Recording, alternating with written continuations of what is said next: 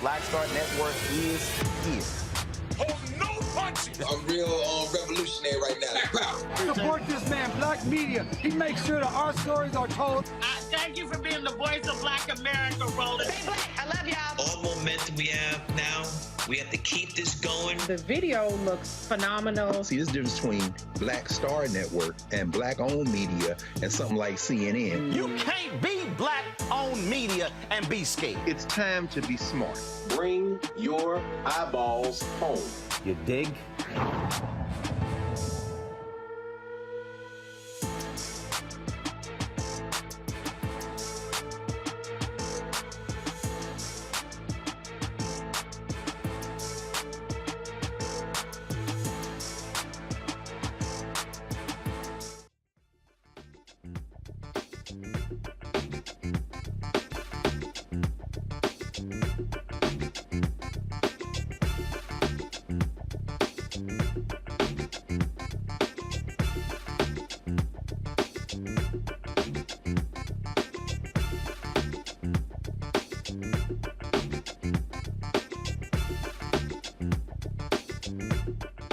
Thursday, October 27, 2022. Roland Martin Unfiltered, coming live from the Pratt Library here in Baltimore.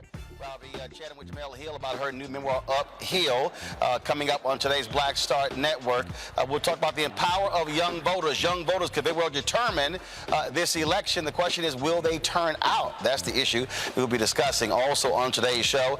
A Florida sergeant says black folks are a big problem in America. Wait till we tell you what the other two issues he says is a big problem in this country. Also, Nevada Supreme Court stops the hand counting of ballots in a particular county. We'll explain that to you as well. In addition, Florida Governor Ron DeSantis has been ordered to turn over all information regarding those migrant flights to Martha's Vineyard. And again, early voting continues all across this country, and we're showing how there's record turnout. New polls also out showing Tim Ryan leading in Ohio, Sherry Beasley also in a tight race with a slight edge in North Carolina. We'll cover all of that. It's time to bring the funk on Roland Martin Unfiltered on the Black Star Network. From Baltimore, let's go. He's got it. Whatever the miss, he's on it. Whatever it is, he's got the scoop, the fact, the find. And when it breaks, he's right on time and it's rolling. Best believe he's knowing. Putting it down from sports to news to politics. With entertainment just for kicks, he's rolling. It's on Go Roll Roll, y'all. It's Roland Martin, yeah. Rolling with Roland now. He's funk, he's fresh, he's real, the best, you know he's Roland Martin now.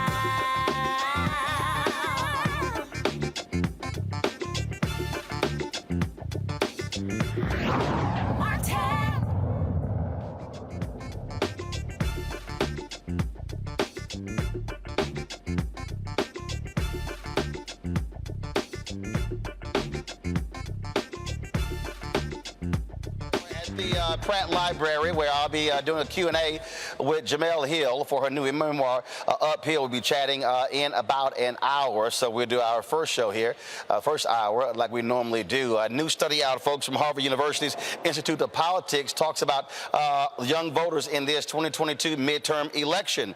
The Fall 22 Harvard Youth Poll surveyed 2,123 youth voters between the ages of 18 and 29. The poll found that 40% of young voters plan to vote in November's midterm elections. It shows young Americans are most worried about inflation, and among Democrats, abortion and the fight for democracy top the main topics of concern. The poll also found that President Biden is unpopular with young voters, but they viewed his policies favorably. Now, of course, midterms are critically important, and former President Barack Obama is going to be on the campaign trail. He'll be in Georgia on Friday with Senator Raphael Warnock. For those of you who are just turning 18. And, of course, he talked about this. So here's an ad that he recently put out. And I have the best jump shot in White House history. That's what I do.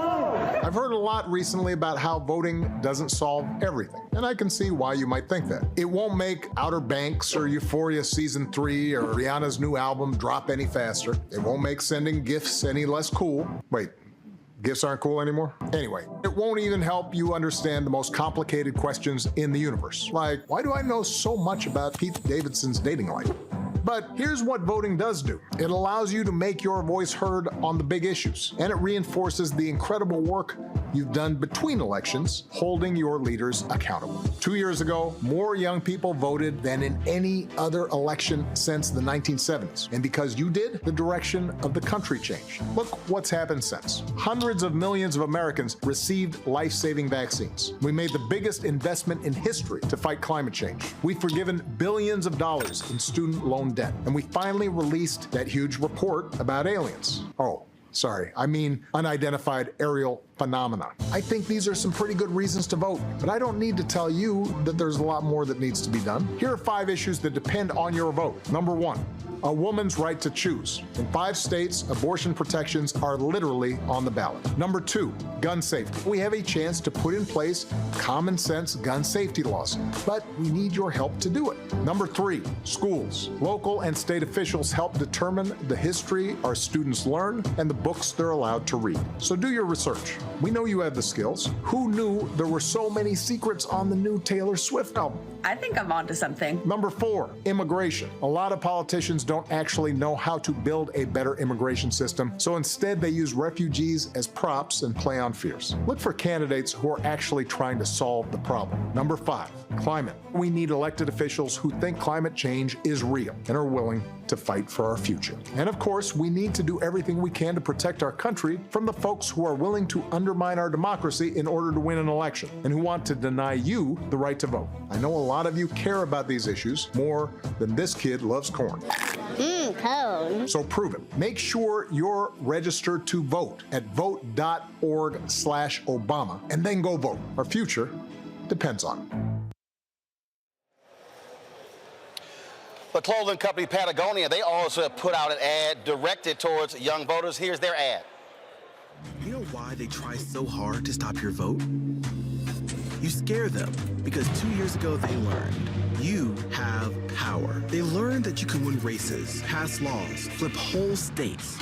They learned that when you turn out in force, you can demand the world you want. And that terrifies them. They're betting you won't do it again, hoping you won't. So on Election Day, November 8th, show up and show them they should be scared of you.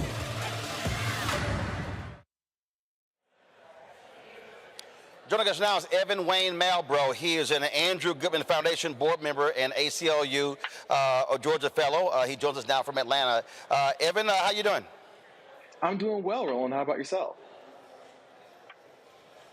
Doing great. Here's one of the issues. Since the 1970s, the group that has voted the lowest in all elections has been that group 18 to 35. And so, and then you look at this Harvard poll, 40% of young voters say, 1829, say they're going to vote. That is still a very low number. The reality is if young voters vote anywhere from 60 to 65%, they can literally flip elections all across the country. What is necessary to get that to happen? I would say youth leadership. I think that there is a lot of organizers on the ground in Georgia, in other states across the union, who really know how to get their communities out to the ballot, whether that be their schools, whether that be their friend groups, whether that be their social groups. So I think what needs to be invested in are the youth leaders that are on the ground that can speak the language and translate that into votes this coming November.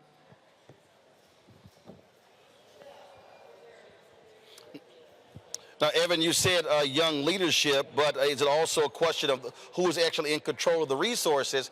Because that's also something that's important. At the end of the day, if you don't control the money, then you can actually put those boots on the ground.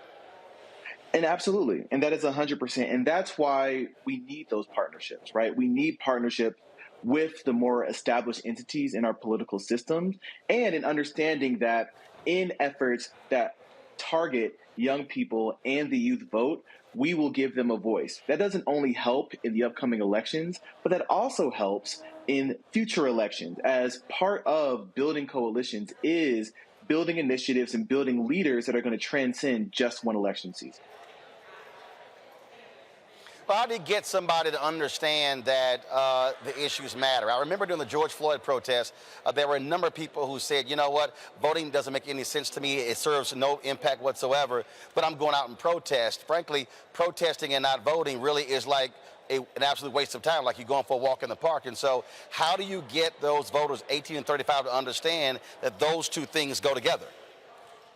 Absolutely. So the strategy I like to employ is I lead with issues that people care about. I lead with issues that people care about. So I don't just go and say, hey, you need to vote. You need to research your candidates. You need to trust the candidates. I like to talk to young people about issues that affect them: minimum wage, housing, climate change. And I push them to really dig into those issues, as well as invest their time and their resources into those issues 365 days of the year. And then I use that as a means to say, hey, part of that in the ground level of fixing those issues is voting. And on Election Day, you do need to go vote. But afterwards, what are you going to do to hold your elected officials accountable, to organize power in your communities, and educate yourself on the newest developments in your community? So that's the kind of things I like to employ. I really want to put young people at the front of these issues so that voting just seems like a smaller part of a broader initiative to make their communities better. Well, last point, one of the things that I'm always talking about, explaining to young voters, I hear people complain about boomers. They say we're tired of boomers and Gen X making decisions for us. And I'm like, well, the reality is people who vote the most are 65 plus. The second group are 55 plus. I'm like, if you show the hell up, then you're probably going to have a say in who gets elected or not. That's absolutely fair. But something I would add, part of what's affecting the youth vote is the large amounts of voter suppression laws that are affecting not only my home state of Georgia, but states across the country. So a big part of getting the youth vote out as well is to educate young people who may be first-time voters or who don't have a lot of experience within the polls about the changes of landscapes. For example, if you voted in 2020 and you're currently voting in 2022, you're in an entirely different landscape in the state of Georgia and in many other states. So part of that is not just educating them about the importance of voting, but also educating them about the actual act of voting in itself, because young people's ballots are primed to be discarded. Young people's voter registrations are primed to be discarded because of a change in landscape that even older voters and older activists are trying to adjust to. All right, Evan Malbrough, we surely appreciate it. Thanks a lot. Thanks for having me. All right, folks, bringing in my Thursday panel, Dr. Greg Carr, Department of Afro-American Studies at Howard University, Reese Colbert, Black Women Views, and also Erica Savage-Wilson. Erica, glad to have you here. She, of course, is with the Reframe Brain. Greg, I want to start with you. You teach at Howard University. You're dealing with students every single day. Are you seeing folks engage in this midterms? Do they understand the implications, and are they going to actually turn out? When you see that the Harvard numbers, 40%, that simply is far too low. When you look at millennials and Gen Zs making up the largest group of people in the country, if they don't vote, then you're not going to see the numbers that are needed. Yes, they understand. Of course, many of them are away from home, and in many ways, Howard is the international HBCU. We had a conversation last week about fast approaching deadlines for absentee ballots, for example. Last night, Ron Daniels, of course, and we'll all be together. You'll be moderating that panel on the 10th of November on campus. Ron Daniels stopped by my class at the law school last night, and we talked about voting rights for about 3 hours with law students.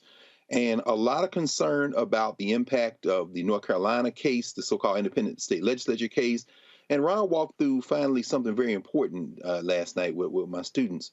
He talked about the fact that since the civil rights / Black Power movement, we have kind of lost our way in terms of the fundamental importance of boots on the ground organizing, and that we shouldn't just be tethering our fortunes to election cycles. And so that led to a very interesting conversation around how young people are processing organizing. With all due respect to my brother Evan, I think we have to understand that the misinformation and the disinformation, this is what Reese talks about all the time, is flooding the zone. People are worried about inflation as if the government did something about it. Record profits from oil companies. The front page of the Financial Times today said that they are exporting more oil out of the United States right now than ever before. And people are saying it's the government. It's not the government. They're price gouging. The Democrats have had an epic fail by not hitting the economy hard. I didn't hear Barack Obama mention the economy once. Come on, brother. We have to do better. Organizing and getting the right message and slamming these people. And that's what young people are talking about. That's what will move young people, I think. Reese, I want to go to you. Again, it's about the critical thing is it is about the messaging. And to Greg's point, if you're not doing that early, then it's a waste. I mean, I'll be honest with you. All of a sudden, my phone is ringing right now. Folks want me to come to Texas, want me to come to Michigan, want me to come to North Carolina. And I'm sitting there going, where in the hell y'all been? Yeah, I was like, what? We got less than 14 days, and now my phone is ringing? Yeah, absolutely. And we've talked about this so many times on the show about that credibility gap that exists with Black voters, with young voters, and that's because of the lack of engagement on a consistent basis. You can't have just-in-time engagement with people because people will tune you out and they'll feel like, well, where have you been for all these years? But I also have to say, and I'll edit this a little bit because your audience, grow the F up. Grow the F up. Like, I'm sick of y'all. It's not all about hand holding and this being held holding you down, and this is against us and that's against us. Yes, all those things are true, and they've always been true for Black people in this country and for young people in this country. But there's never been an easier time to make a decision if your decision is based on anything remotely related to policy. The parties are completely polarized.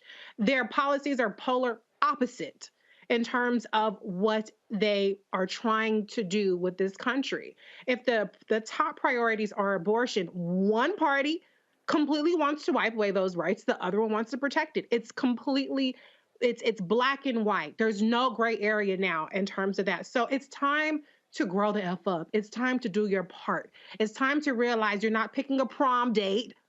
You're not picking swiping left or swiping right on who you want to be, your senator, your representative, your governor. It's about picking a person who's going to vote for the priorities that you want, who's going to protect your interests, who's not going to work against your citizenship, your humanity, your autonomy. So I hope that people wake up to the fact that 2 weeks from now, there's going to be a dire election that doesn't feel like people feel like it's that dire. Maybe because of inflation, maybe because of a number of things. Maybe people are feeling that more than what's at stake here. But it's time to grow up. Okay, 18 years old, okay, maybe you're distracted. But 35, what's your excuse? Come on. Grow up and go to the polls. I'm sick of all the excuses. Yes, messaging, yes, a whole number of things. But it's time to grow up, people.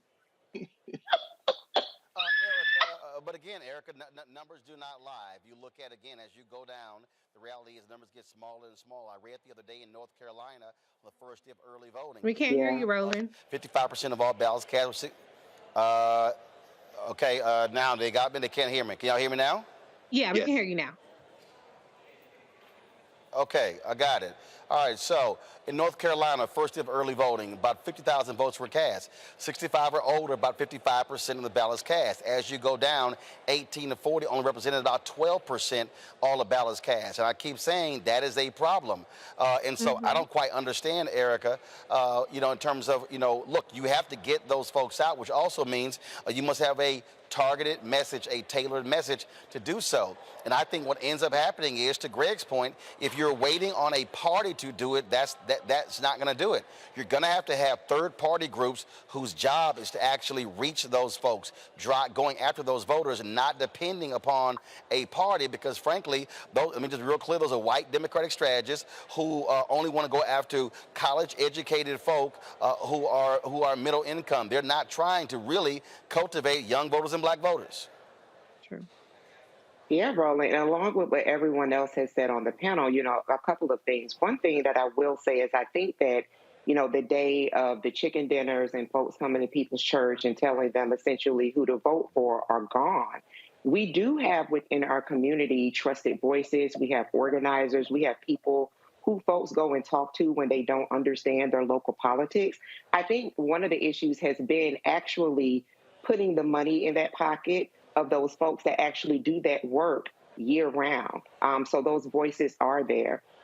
The other part of this, in not only paying those voices, but empowering them so they're able to bring more people along. And we've seen these efforts, talking about my home state, Georgia, but Black Voters Matter, that band has traveled across the states, really empowering and really engaging and really putting young people, folks who are a part of college communities, not a part of college communities, but young people who have voices and they do have power within their communities. So we've seen that being done with different groups.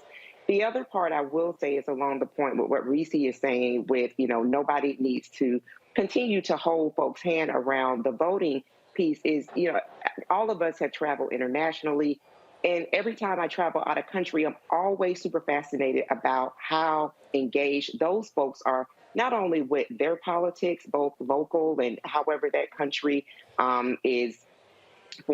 however that country, whatever that looks like for that country.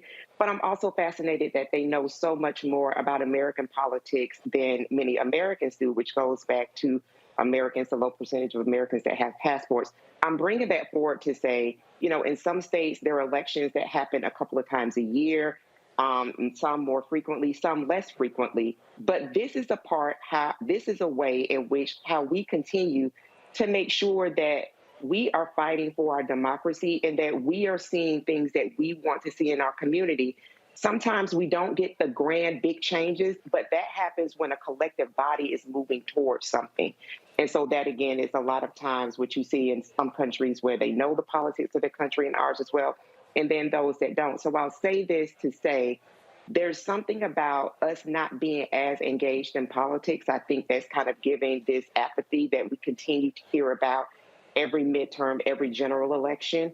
But Reese, it's got to go ahead and get beyond that, because honestly, I'm really concerned about what we're going to see in a couple of weeks, because this election cycle sets the tone for what we're going to see in 2023, how vicious that's going to look leading up to when we're actually going to hopefully vote and not install a president. Mm-hmm.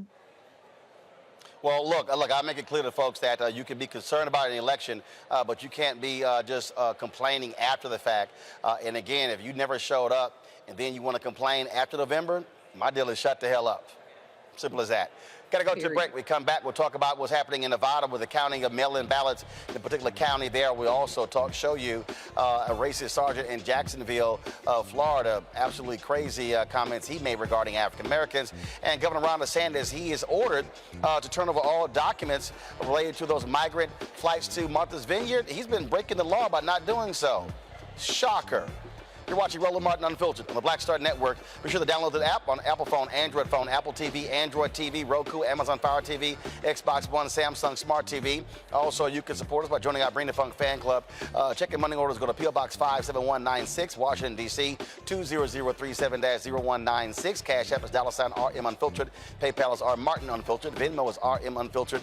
Zelle is Roland at RolandSMartin.com, Roland at RolandMartinUnfiltered.com. And get a copy of my new book, White Fear, How the Browning of America is Making White Folks Lose Their Minds. Available at Ben Bella Books, of course, Amazon, Barnes & Noble, IndieBound, Chapters, Books A Million, Target. You can also order through your favorite black bookstore or download it from Audible. We'll be right back from Baltimore. When we invest in ourselves, our glow, our vision, our vibe, we all shine. Together, we are black beyond measure. This is our time, our moment to move forward, beyond the gun violence, the hospital closures, the unaffordable housing. Brian Kemp's Georgia for the wealthiest few. Stacey Abrams is looking out for every Georgian. She'll invest our $6 billion surplus in the fundamentals, education, healthcare, housing, and a good living, putting more money in your pocket to build one Georgia where everyone has the freedom to thrive. When we invest in ourselves, we all shine. Together, we are black beyond measure. You know what's on the ballot. It's not just legislation and policies we believe in. It's democracy. Our democracy. There's a choice on the ballot between freedom and fear, between cruelty and compassion, between chaos and community, between voting or violence. And the end of rights generations have fought for. The extremists have a plan, a roadmap for a nation where your voice is silenced and your vote is a memory, where they count their votes and cast ours aside. That's why this year, this fight, this vote is so important. Register, engage, volunteer, fight back against the disinformation and despair, and most of all, vote, because your vote is all that stands between our future and theirs. Libraries empower the community with education. Liberia Economic Development Initiative, LEDI, is hosting the International Life Changers Awards and Liberia's bicentennial to celebrate LEDI building the country's first modern public library and technology center. Join event host Roland Martin. Our honorees, Reverend Dr. Jamal Bryant, Zernona Clayton, Thomas Dortch Jr., Dana Lupton, Dr. Tammy Graysteele, on October 29th at the CNN Center, Atlanta. There are no public libraries in Liberia, but together we can change that. Get tickets at ledinow.org. Hi, everybody. This is Jonathan Nelson. Hi, this is Cheryl Lee Ralph, and you are watching Roland Martin, Unfiltered. I mean, could it be any other way? Really? It's Roland Martin.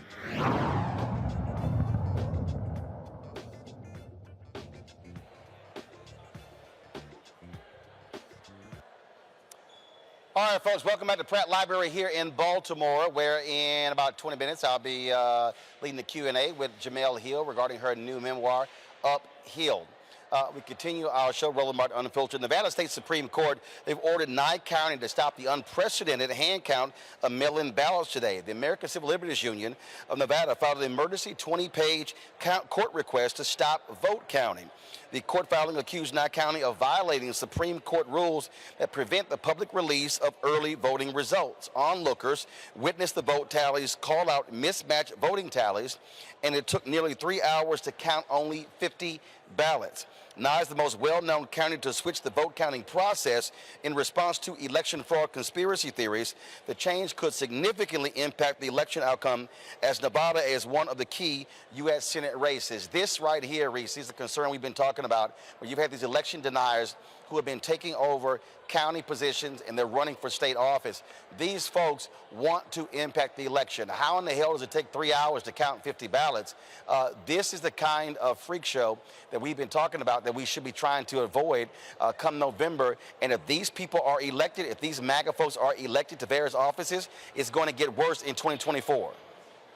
Absolutely. I mean, this is basically chaos. You had several groups tally 50 votes in 3 hours, and they had different answers. This is why voting machines work, and hand tallies are really supposed to be used in rare circumstances because people are fallible. And so I just think it's a shame that they have really given in to the election deniers and conspiracy theorists. And be clear, this is a very heavily Republican district, and so they're really inflicting more pain on themselves than anything. But I think that the extra unprecedented part about this is essentially releasing who has a certain amount of votes before election day. So basically, you're telling people how many votes to go for a particular candidate. And so this is just ridiculous. But when you have hundreds of election deniers running throughout the country, whether they're running for Secretary of State, running for governor, running for Congress, this is just the beginning. And the fact that the Supreme Court is chomping at the bit to take away federal protections and federal standards for elections, this is what's at stake in 2022. Perhaps, hopefully not, if people vote the right way and take this seriously, but perhaps one of our last free-ish, fair-ish elections we might see in this country before it all comes crumbling down, I think, as Dr. Carr would talk about. Erica, again, I don't think people understand how these crazy individuals are trying to impact these elections. I mean, we're talking about people who are running all across this country. And look, Steve Bannon and others, they've made it clear their goal is to take over the election process. He is on record as saying every vote should not be counted. They want to be able to throw out thousands of ballots. They want to ensure that Donald Trump and his MAGA idiots win. Absolutely, Roland, which is why the last thing I said is, are we going to be experiencing the next president that's going to be elected or installed? Remember, Steve Bannon said right there in the state of Maryland at the CPAC convention in February of 2017 that the goal of that regime was to deconstruct the administrative state. And to Reese's point, it's all about sowing chaos. And so we know how Steve Bannon has tethered himself to folks in our communities to ensure that those disruptors, those chaos agents, are spreading messages of disinformation and misinformation. So, you know, Republicans do wild things, but they know that they're actually going to run and hold the news cycle. And because they lean more towards authoritarianism and one think kind of mindset, that if the top person is saying that, listen, that election that took place when folks came out and voted 2020, that election was not valid, then here we are dealing with years later, folks running around saying that, yeah, 2020 wasn't valid, and we still have a bone to pick. So I think that, you know, as we talk about folks voting and engaging the vote here in the States, you know, to be very clear, you know, whatever freedoms, quote unquote, that we are experiencing, do you still want to experience those freedoms of being able to freely log into a social media account? There's no, we have some idea of what Republicans plan to unleash because of conversations leaked and things that we're reading throughout articles and things of that nature. But the extent of what they are willing to do there's still yet some to be unfolded, but history has taught us who they are and what exactly they want, and they want everyone else's freedom. So I think that this is really should be another reason for people to really ensure that they are engaged in this and every vote that they have within their state. Greg, it is going to be a nightmare on November 8th. We can expect election challenges. We can expect lawsuits. They want to gum up this process as much as they can, especially if they're not winning some of these critical U.S. Senate races. Absolutely, Roland, including the one there in Nevada, where you see they have carpet bombed the airwaves trying to take out Catherine Mastro. Just had some friends return from Las Vegas, and they said they couldn't turn on the television without seeing that carpet bombing. This is the hillbilly horde. And you wrote a whole book about it, white fear, driven by white fear, driven by irrational behavior. The Harvard study you just mentioned around young people, 57% of the people polled said the Inflation Reduction Act benefited them. Well, if you understand that it benefited you, and you understand that the people you're propping up voted against it, what's so hard to understand? See, this is very simple, Roland. I mean, you're going to be sitting there in the studio covering this thing on the 8th of November. They're going to break it. And once they break it, it's not going to be put back together. Can we be very clear about this? The Supreme Court in Brazil, the Brazilian election is this Sunday, the runoff between a white nationalist backed by Steve Bannon and everybody else, and Lula da Silva, who is trying to expand the safety net. The Supreme Court of Brazil just made mostly Bolsonaro's people stop running disinformation campaigns. It's against the law in Brazil to run disinformation. In this country, it is the coin of the realm. These hillbillies actually believe that the election was stolen. These hillbillies actually believe that Democrats eat babies and pedophiles. These hillbillies will fight you, and they will say to your face, no, it was the Republicans that gave me the tax cuts and the benefits. You didn't pay taxes, you hillbilly. They're going to break it. Please understand, this shouldn't be a race in Pennsylvania. Oz talking about immigration. Let's talk about immigration from Jersey, bruh. There shouldn't be an election in Wisconsin. Ron Johnson is a cold-blooded racist. There shouldn't be an election in Georgia with a brain-dead man holding up Killer Cop Toy Story 2 badges and paying for abortions every 2 weeks, with Lindsey Graham standing behind him today giggling while they crack another racist, sexist joke. There shouldn't be an election. When they break it, this is what's going to happen. Out of the ashes of this broken system, this minority rule electoral college, this Supreme Court that's been completely hijacked, that's getting ready to do everything from allow state legislatures to pick who's going to be the president of the United States, to throw out your ballot if you even show up to try to vote. When they break it, out of the ashes, the human beings in this place called United States of America are going to build something different. It doesn't mean the end of the people who live here, but it does mean the end of this rotten system. These hillbillies are going to break it. If you want it to stay in the way it's in now, you better go out and vote. Because believe me, if you don't vote, that means you voted twice.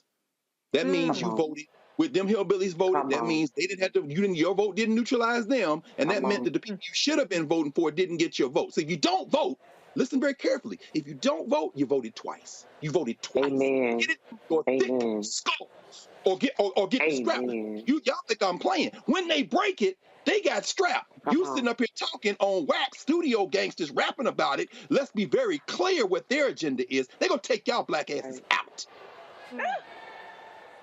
If you don't preach. Well, again, right, again, people need to understand what is at stake. I mean, bottom line is we've been warning them, and so I don't want to hear people go, oh, my goodness, we didn't think this was going to happen. Hashtag, we tried to tell you. That's what we try to tell you. All right, got to go to a break. We come back. We'll have our Black and Missing. We'll talk about the story out of Jacksonville. We'll also show you, if y'all want a hilarious video, we're going to show you Lindsey Graham saying that Democrats are scared of Herschel Walker winning because if Herschel Walker wins, every child of color in America wants to become a Republican. That fool actually said that. We're going to show it for you. I know y'all want to get a good laugh out of that one. You're watching Roland Martin Unfiltered, broadcasting live from the Pratt Library here in Baltimore, where in a few moments I'll be having the Q&A with Jemele Hill regarding her new book, Uphill, a Memoir. We'll be right back.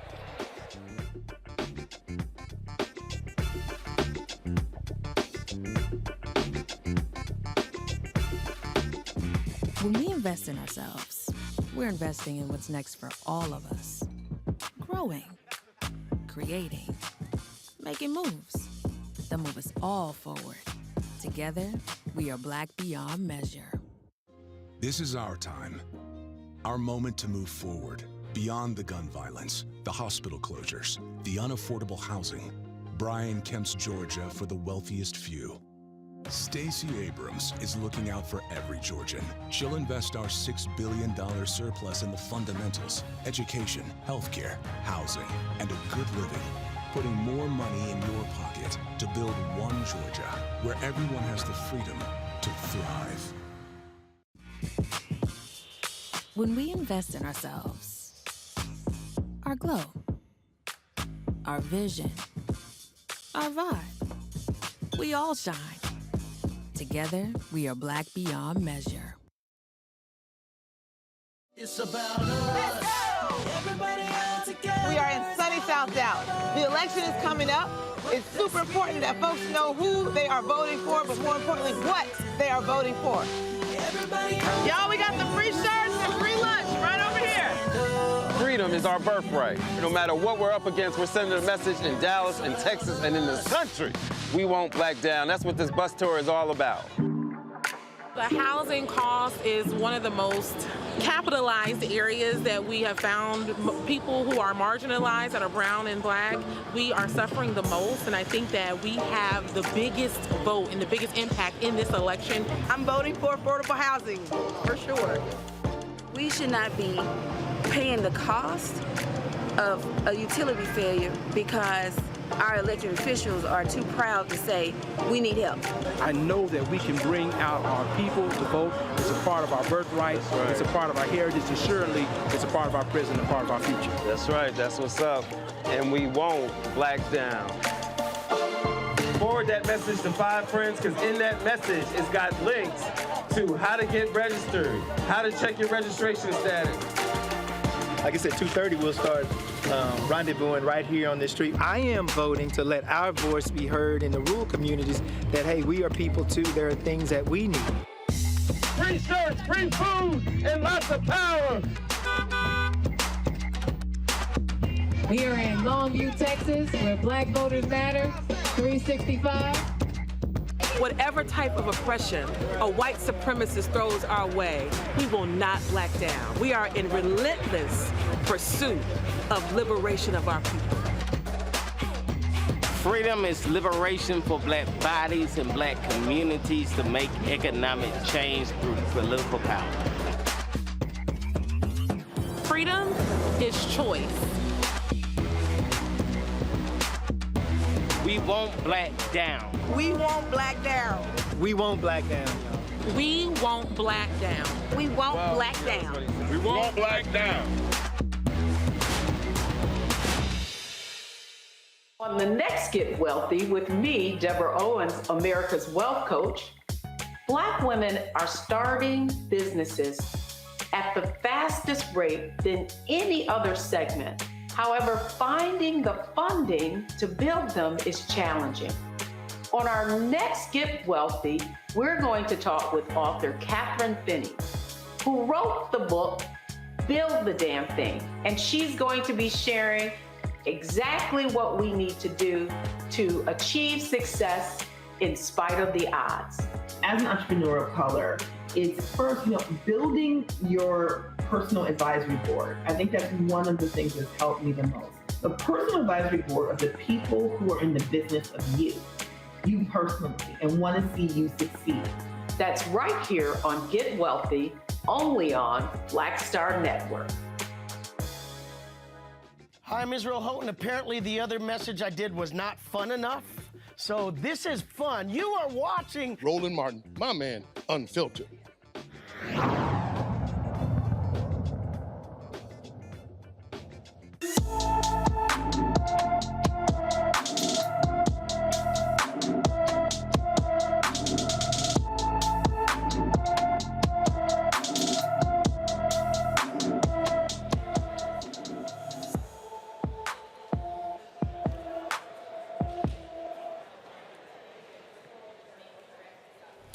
All right, folks, our Black and Missing of the day, Mariah Valentine, has been missing from her Florissant, Missouri home since October 11th. The 14-year-old is 5 feet 3 inches tall, weighs 110 pounds, with black hair and brown eyes.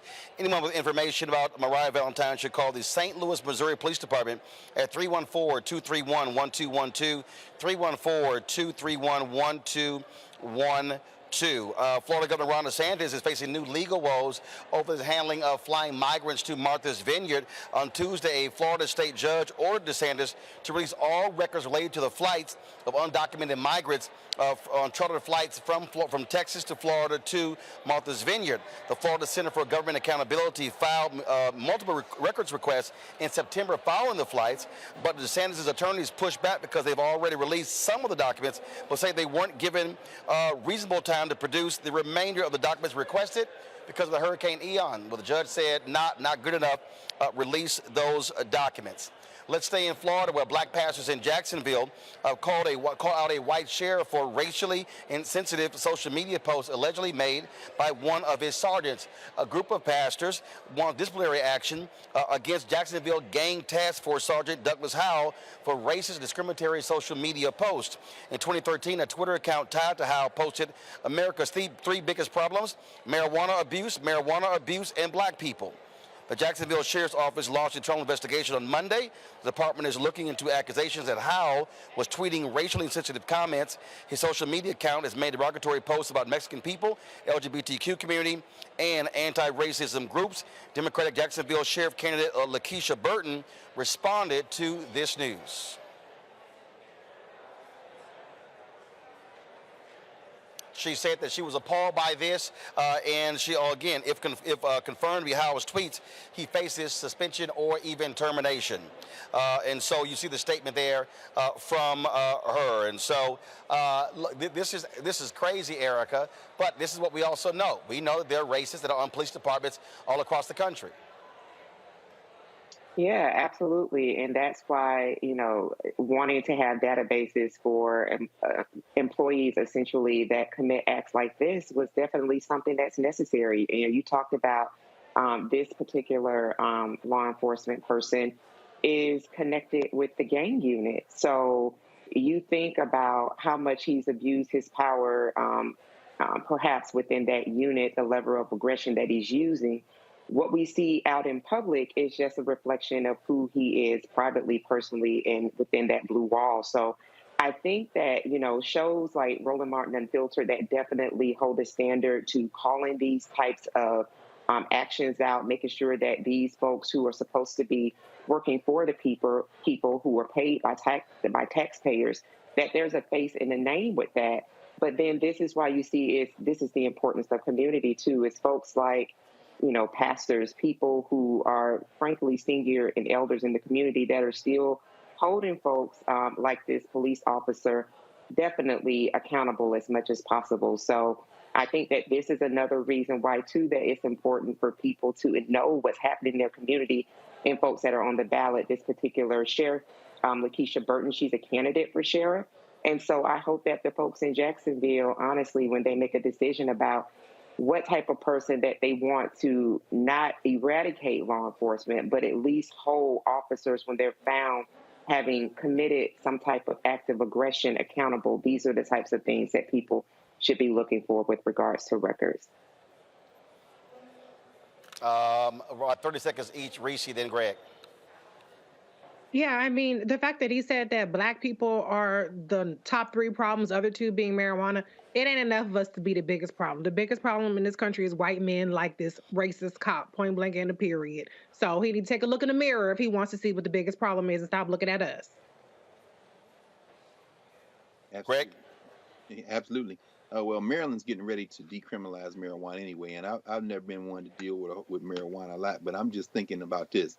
There are a lot of places in this country who don't allow racist hunters like this guy to prowl the streets. That tweet's from 2013, which means that's 9 years ago, running around there with that foolishness in his head. How many people have been harmed? Like Erica said, get this guy out of the paint. We got to move these cats at some point. Yeah. All right, folks, I want to give y'all some time to comment. So this was a video. Lindsey Graham, I think he was on Sean Hannity's show, his white nationalist TV show and white nationalist network Fox News. And he was sitting on there with, of course, the dummy Herschel Walker. I think it was more like a ventriloquist. And so this is what Lindsey Graham actually said about black people and Herschel Walker. Play this, y'all. They're scared to death of Herschel Walker because if Herschel Walker becomes a Republican, maybe every other young child in America of color might want to be a Republican. That's what they're trying to do. Don't let them get away with it. TeamHerschel.com. I want the biggest night for the Herschel Walker campaign to be tonight. Erica, you from Georgia. I'm going to let you go ahead and start. But that boy on crack. You know, Lynn, I just really want Lindsey to stop talking. That's what I want Lenny to stop doing. Just stop talking, Lenny. That's all I have to say. Stop talking, sis. Reese. Well, first of all, Lindsey Graham is turning beet red, frothing at the mouth, delusional. Okay. The only thing that Herschel Walker is inspiring is hiding your abortions, your mistresses, your spread wide and low down and across the country. He is not an inspiration for anybody, boo-boo, okay? And the fact that he thinks that Herschel Walker, of all people, will be an inspiration to black people shows how low regard he has for black people, because he ain't even in the top 2,000 of people. Maybe before he ran, he was just a Heisman Trophy winner. He would have been inspiration. But as a bumbling, buffoon, idiot, incoherent senator to be or not, hopefully not, he's no inspiration to us, boo-boo. Not even close. We don't do that over here. So move along, Lynn. Greg, Carr, you get the last comment. No, I would just say quickly, looking at those two, it's almost as if they look like two people whose families don't care anything about them. Little Lynn, I don't know what happened to you as a child, man. But that same little baby, angry baby Benjamin Button fangs that you bearing right there looks like that same rant you were on with another loveless child, Brett Kavanaugh, when he was romping through assaulting women and drinking beer, and he was foaming like that, like Reese said. And so whatever hurts you as a child, whatever repression you have that causes you in these moments to just show completely out, it's so clear that whatever that thing is driving you, little fella, that thing that's eating you every night, late at night, in the midnight hour, as Mr. Pickett might say, that thing comes out, and then you sitting next to a man whose family does not love him. Because, see, if that was my uncle, if that was my nephew, I would get that man off television. That man is so clearly deteriorated, and he's sitting there like a half a lump slave, while this man over here pulls the puppet strings. Those are two human beings deeply in need of intervention, and they ain't got nobody to stand with, except one of them gonna make our lives hell if the other one he's propping up gets in the Senate. Period. Absolutely. All right. Erica, Reese, and Greg, I certainly appreciate it. Hate we have to shorten this, but in about 3 minutes, we'll be starting the Q&A with Jemele Hill for her memoir, Uphill, here from the Pratt Library in Baltimore. I thank all three of you for joining us. All right, folks, we're going to go to a break. When we come back, I'll be chatting with Jemele here with this packed audience here with regards to her new book. Don't forget to support the Black Star Network. Download the app, all platforms, Apple phone, Android phone, Apple TV, Android TV, Roku, Amazon Fire TV, Xbox One, Samsung Smart TV, and of course you can also join our Bring the Funk fan club and get my book White Fear, How the Browning of America is Making White Folks Lose Their Minds. We'll be right back.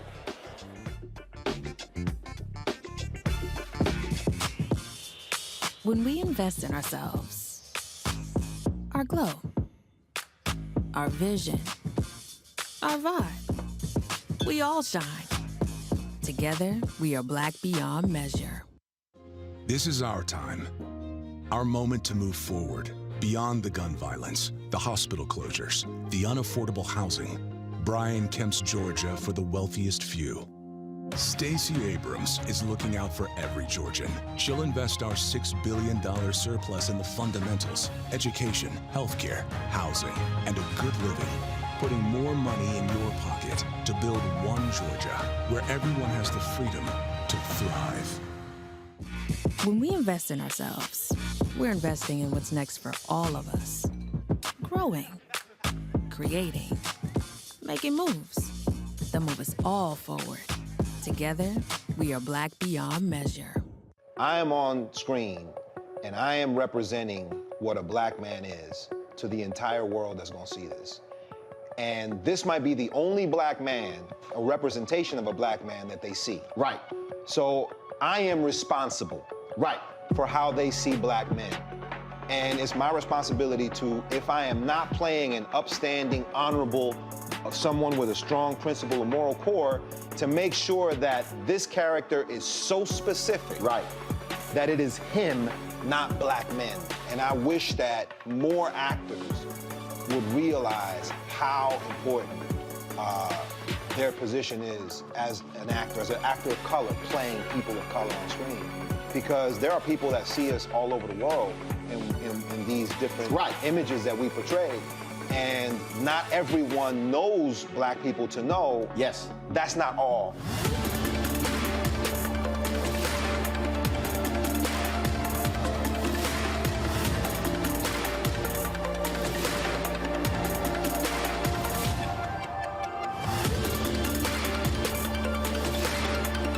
Libraries empower the community with education. Liberia Economic Development Initiative, LEDI, is hosting the International Life Changers Awards and Liberia's bicentennial to celebrate LEDI building the country's first modern public library and technology center. Join event host Roland Martin. Our honorees, Reverend Dr. Jamal Bryant, Zernona Clayton, Thomas Dortch Jr., Dana Lupton, Dr. Tammy Graysteele, on October 29th at the CNN Center, Atlanta. There are no public libraries in Liberia, but together we can change that. Get tickets at ledinow.org.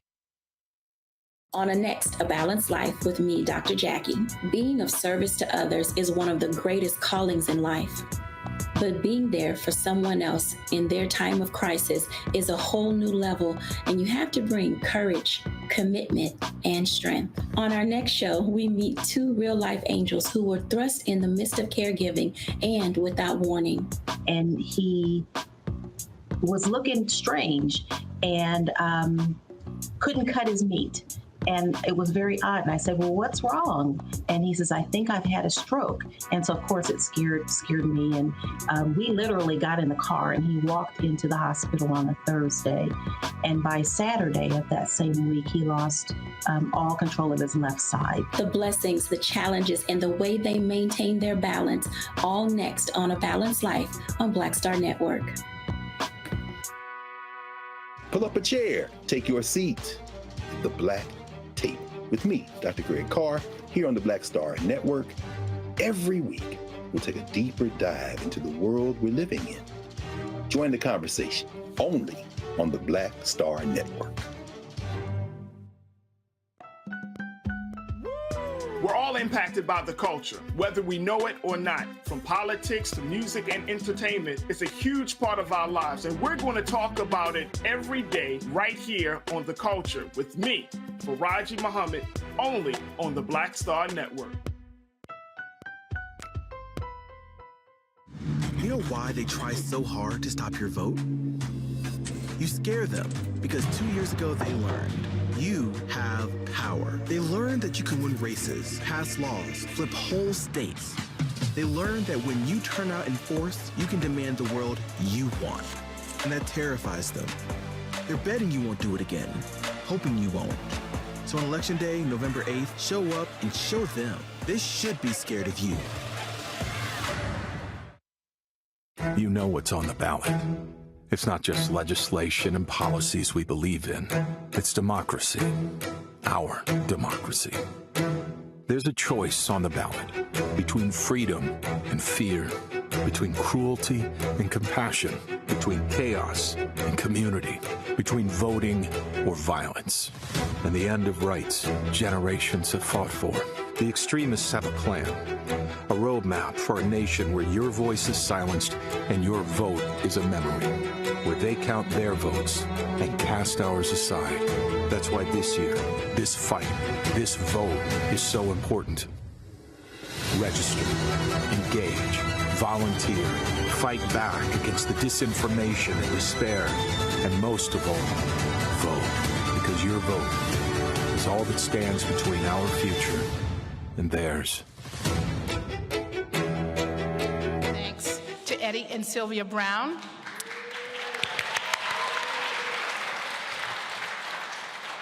The Eddie, what up, Eddie? The Eddie C. and C. Sylvia Brown Family Foundation have generously donated to establish the Brown Lecture Series here at the Enoch Pratt Free Library. And this lecture series has been in place for several years, so we are really grateful to Eddie and Sylvia for their generosity.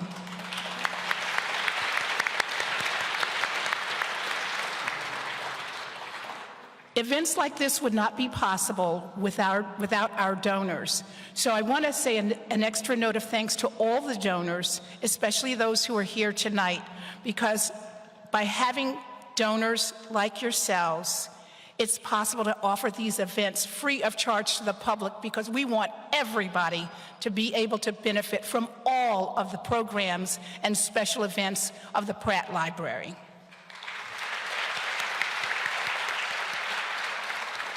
So thanks to all of you for joining us here in the Central Library. Thanks to those who are joining us by virtual programming. And I just have a few coming attractions I want to tell you about. We've got a packed schedule this fall. On November 7th, we're going to welcome back April Ryan. She's going to be discussing her new book, Black Women Will Save the World, an anthem. One Book Baltimore returns on November 10th, and this will be an encouragement to all of the Baltimore area 7th and 8th graders. The featured book is titled Furia by Jemele Saed Mendez, and she will join us for a special launch event. And then on November 17th, the Hackerman Best and Next series is back with Emmy award-winning television host W. Kamau Bell. So I encourage all of you to come back. Come back, we've got programs. The doors are open. Now it is my pleasure to introduce to you the mayor of our great city, Baltimore, Mr. Brandon Scott.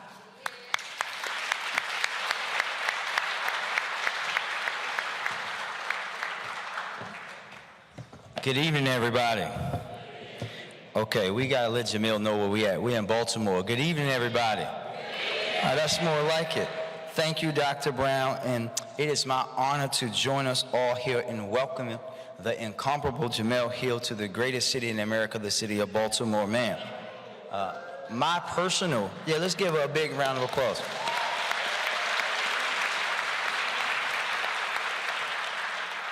I just hope Roland asks you those questions like he asked me on TV sometime. I'll be gentle. Yes, sir. My appreciation for this woman dates back many, many years. As everyone in Baltimore knows, I'm an avid sports fan, and I did not miss an episode of His and Hers, and I haven't watched SportsCenter since her and Michael left the show. But that combination of sports and hip-hop and pop culture really spoke to my spirit. That's my spirit language. And I know that I'm not alone in saying that. And I think that's why so many people relate and respect you, man. You are someone whose innovation and talent aims to bridge what divides too many people in our world. And as I told you, I don't listen to podcasts, but I do listen to Unbothered. As a fellow little brother and foreign exchange fan, of course, Fonte and Ninth Wonders episodes are my favorite, but most importantly, I think the courage and your willingness to step away from a table where you were no longer served or appreciated when it was probably easier to stay and more lucrative to stay is another reason why so many of us are in awe of your black girl magic.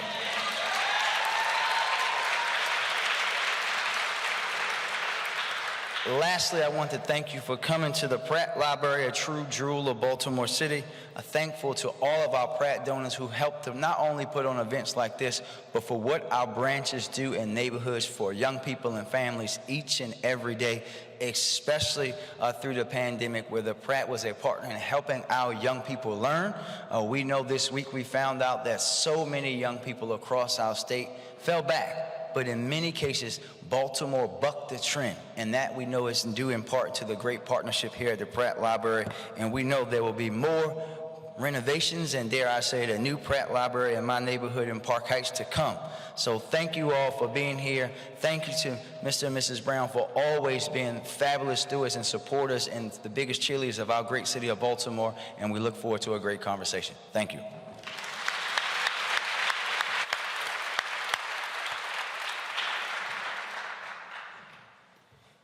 Thank you so much, Mayor Scott. It's now my time to introduce Ms. Jemele Hill to you, but I really am just going to piggyback on some of the things our mayor has already told us about Ms. Hill. As I understand it, her passion for writing really started at a young age, and she probably showed her great potential and her passion for writing as early as in secondary school.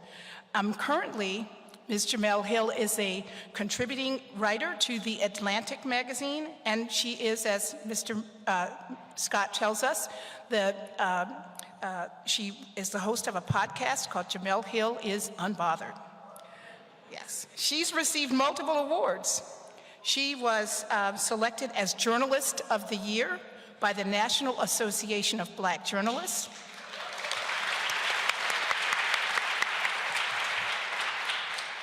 And Worth magazine had recognized her as one of the most powerful 21 women in their magazine in 2019.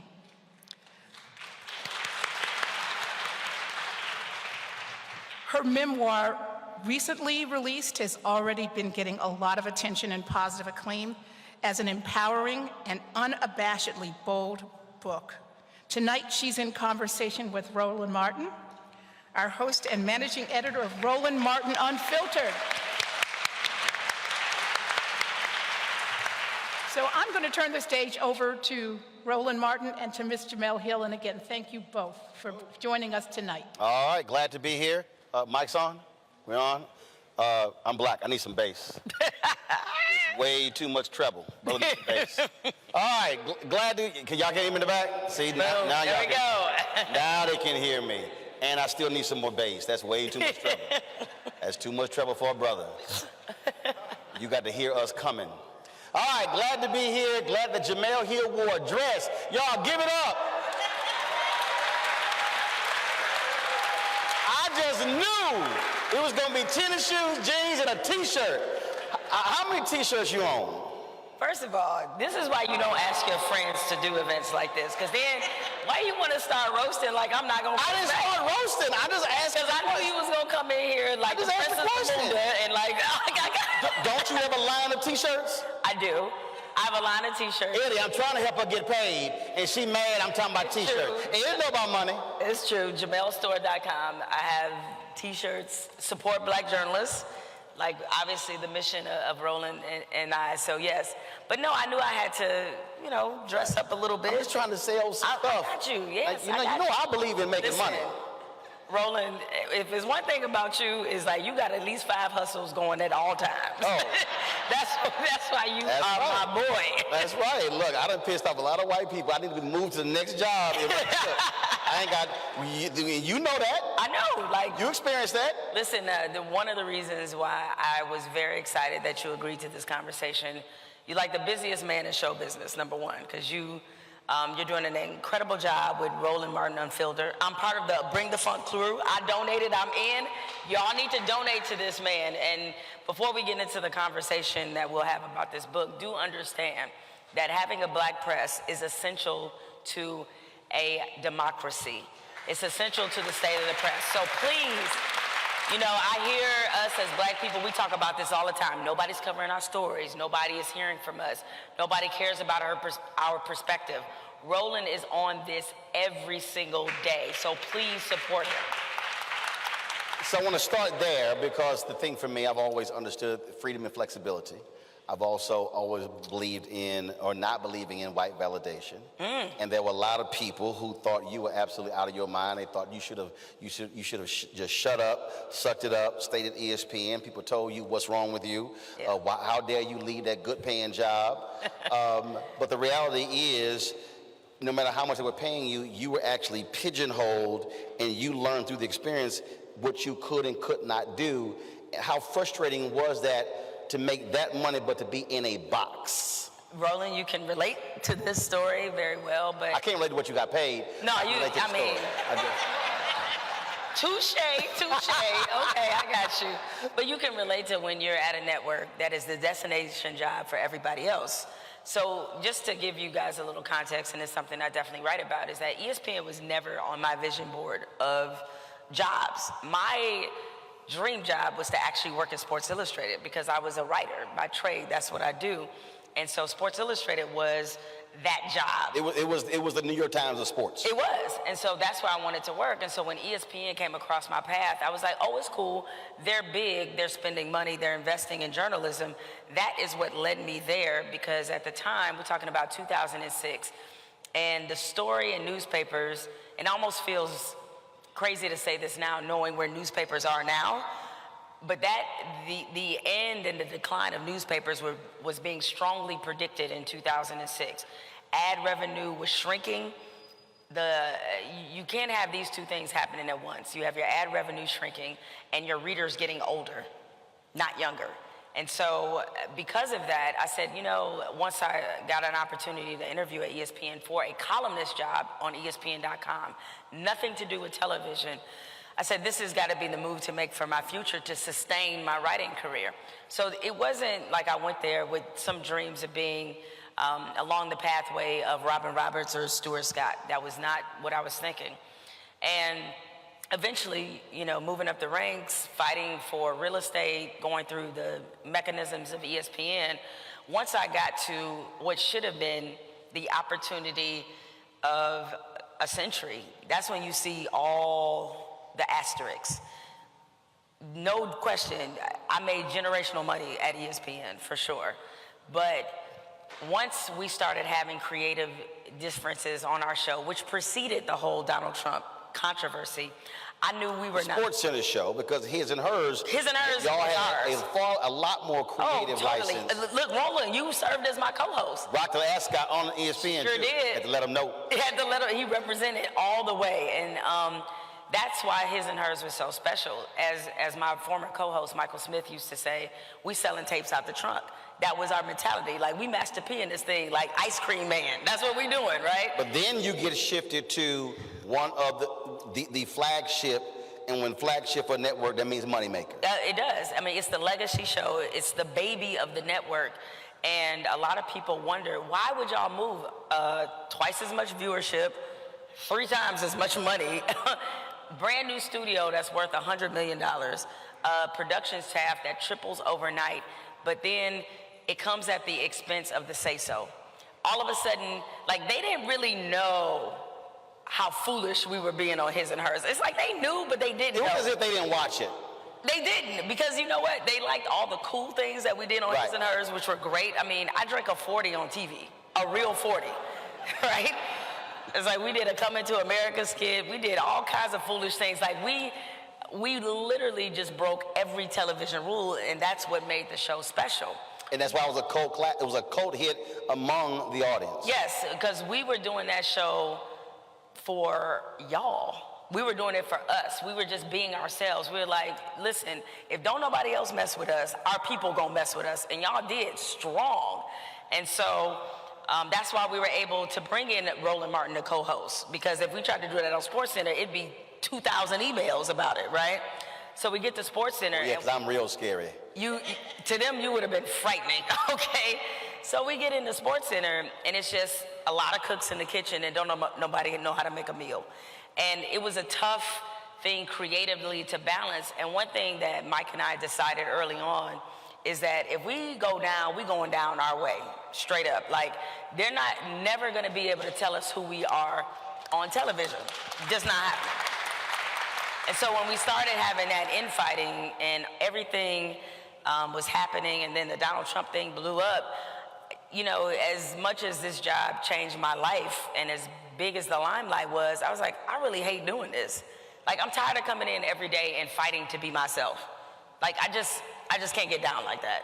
And so when I walked away, people have to understand that I walked away knowing that it was gonna be better for me mentally, knowing that, like, I didn't have to engage in all that silliness all the time. I did it because I wanted to. Because trust and believe, given what my contract said, they could not have ushered me out, right? And so I had the equivalent of a no-trade clause that an athlete has. And I had to waive that to get up off of SportsCenter.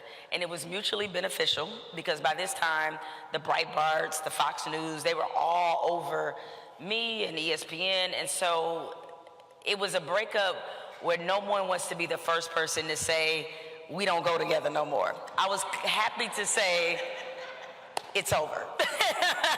Okay, we broke up. And the thing that, when you talked about, again, that culture shift, that wasn't the first time that happened at ESPN. For all of the laudatory comments that they have today about our late dear brother Stuart Scott caught hell. They hated his lingo. They could not stand his language. Now, the audience changed their minds, but the reality is they preferred, and I never knew what the hell Keith Olbermann was talking about, but they preferred Keith Olbermann and Dan Patrick to Stuart Scott, and he had to battle that stuff, and that's what people don't understand behind the scenes. The stuff that I had to deal with for 6 years at CNN, people don't understand the battles that we have to deal with, and you just see us on the air. You have no idea what happened off air. No, that's what I tell people, especially during those times, and it will happen when the network you're working for, they come into some crosshairs, right? They've done something egregious, and people assume that black people there are not fighting, and they have no idea every day it's a fight. And I'm glad you said that about Stuart Scott, who is one of the biggest supporters of Mike and I. He used to text us all the time and tell us, like, don't let them change you, you know, give us really great advice. He was like big bruh to us for sure. And in a way, while it was encouragement, it was also a warning. Yep. And it was a term that we phrased about SportsCenter, like once there was an enormous management shift while we was on there that changed how they wanted to do SportsCenter. Well, the leader of ESPN resigned. No, before that. Okay. So before the leader, John Skipper, who was the former president, before he resigned, there was another mini leadership change in terms of who was going to be in charge of our show. And we knew this person. He was also someone Stuart Scott dealt with as well, who was one of his main adversaries when he began to introduce Booyah and New Lingo and how we talk about sports. Right. He was the dude standing in his way. And suddenly, he's in charge of our show. And I had the feeling this was not going to go well. But I was like, okay, we'll see what happens. And ultimately, it played out just like I thought. We were the mobile quarterbacks that got the coach who only wanted a drop back passer. That's what we were. And it was very clear they did not want us. We weren't their first choice. They didn't want us. And they tried to sort of make it work. And a lot of things culturally started to happen with our show. We had a personality wall behind us on SportsCenter that was supposed to be representative of all the things that, you know, Mike and I liked, that we thought were, you know, really culture-shifting moments, that were personal moments. You know, Mike had a picture of him, his wife, his kids. We had a picture of when we were all at the White House, when Obama was there, drank Hennessy in the White House. That's a great, awesome story that I will always tell. We have pictures of Biggie. We always black people with a Hennessy story. Roland, don't act like you wasn't there. But I don't drink, so I ain't got a Hennessy story. He doesn't, but you was in the White House fooling like we were. Come on now, you know, in the ascot. Come on now. So we had all these moments on the wall, the personality wall that was created for our show. And one of the first things they did was they wanted to get rid of the personality wall, not because of the picture of Biggie, not because of the picture of Mike and his kids, or me having the picture of the Detroit skyline where I'm from. It was the Obama picture that they wanted to get rid of. Because at this point, ESPN was in these crosshairs of being considered too political and too liberal, and what is going on there. And all of those chaos agents that brought that narrative about ESPN, which is they've never been polarizing, but they were during this time. And it was because the faces of the network started to change. Stephen A. Smith is becoming the face of the network. Mike and I have our own show. You have Bomani Jones, you have Sarah Spain, you have Kate Fagan. So what y'all were experiencing, which is my new book, White Fear, how the brown 100%. And I read the book, their mind. and everything. That's what it is. Faces change. Oh my God, what's going on? The world is ending. Where did all of our people go? They couldn't handle it. And no, but it's real. Like what you're talking about is real. It's like they couldn't handle it. And even though it was very obvious that the people who were accusing ESPN of doing this were only doing that because the faces changed. It wasn't, they acted like every night on the 6 p.m. Sports Center we were talking about immigration reform. Like we were never doing that. It was a sports show. But you have, you know how it is. It's like if they can sell a narrative about our show not being about sports, about black people being too political. One thing I learned, and I knew this beforehand, but I never really experienced this until I was doing the 6 p.m. Sports Center. People consider you just being black and showing up on TV as being a political act. That's it. Oh, it is. It is to them. It's like a political act. And I'm just like, all I did was come to work and get in the employee lot. But yet I'm representing, some statement about America because, as you said, it's the fear. They see the change. And, and it ain't like you had processed hair. Yeah. See, that you throw that in too. So no wig. You wasn't sitting here, with a flat. No, I mean that all relaxer because it's still an integral part. No, what I'm saying is that the reality is this. Even the idea of black women wearing natural hair or wearing braids is real new on television. Like last 2-3 years. I mean, Mike was wearing Jordans on there. It's like he wearing Jordans. We got pictures of Biggie in the back. Like we coming in there like this the cookout. Like that's what we wanted our sports center to be. But this wasn't your first run-in with a clueless white boss. I've had many of them. Talk about the baby mama and how using those two words almost got you run out of Orlando. It's true, but I'll give the kicker at the end. So one of the stories I tell in Orlando, I was a columnist for the Orlando Sentinel. It was my first columnist job. I got it when I was 28 years old. And Orlando is First of all, the only black female sports columnist in the country. No. Only female. No, the only black female sports columnist at a daily newspaper in North America, not just America. No, but they clapping, but you were not happy. No, because that's embarrassing. Like that's a big indictment of the profession I chose to be a part of. I was 1 out of 405, and that's why one of the chapters is named that. So I get to the Sentinel, I'm 28 years old. I have to figure out how to have a voice, how to structure a column, things, because I hadn't been a columnist before. But anyway, when I was there, I created a series called Riding With. And in Orlando, it was a different kind of sports town than I was accustomed to. When I was in Detroit, they had all the major sports. You got the Pistons, Red Wings, Tigers, Lions. Unfortunately, I said that for my husband. Well, I knew she was going to mention Lions last. I just said that for her team is the 49ers, by the way. That's right. But she rocked everything in Detroit but the Lions, because I value my mental health, Roland. That's why. You got Michigan State. It's a robust college or a robust we know you're Michigan State. I know. Look A&M. You ain't got nothing to say. Oh, I'm not hating, but I'm just saying. I feel your season this year been like mine. I know. We in the same boat right now. We're in line, so we ain't gonna bring up college football. We're a little raggedy. We won't. It's okay. We'll commune over. We raggedy. We paying more than y'all paying mail. Well, go ahead. I'm sorry. So being in Orlando.